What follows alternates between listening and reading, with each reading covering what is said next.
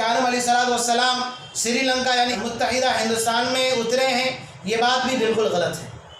کہیں پر کسی بھی صحیح احادیث سے اور قرآن پاک کی کسی بھی آیت سے ثابت ہی نہیں ہے، بالکل ثابت نہیں ہے۔ یہ سب اسرائیلی روایتیں ہیں جس کو ہماری تفسیر کی کتابوں میں جگہ ملی ہوئی ہے۔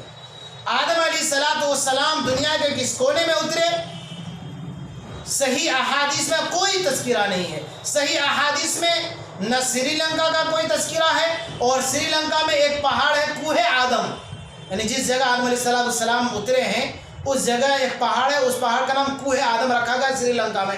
اس کی بھی کوئی صراحت صحیح احادیث میں اور قرآن پاک کی کسی بھی آیت میں کہیں سے کوئی صراحت نہیں ملتی ہے۔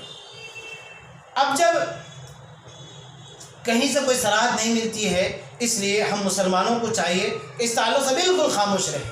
غالباً تفسیر ابن کثیر میں ایک اصول بیان کیا گیا ہے کہ جس مسئلے کے بارے میں اور جس واقعے کے بارے میں قرآن خاموش ہے، صحیح احادیث خاموش ہے، تو مسلمانوں کو بھی خاموش ہو جانا چاہیے۔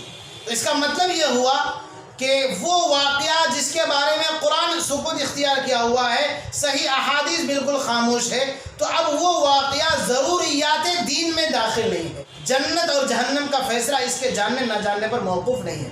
کوئی اگر کسی کو صحیح علم ہو بھی جائے کہ آدم علیہ السلام فلاں جگہ پر اترے، تو کیا صرف اس کے علم ہو جانے کی وجہ سے وہ جنتی ہوگا؟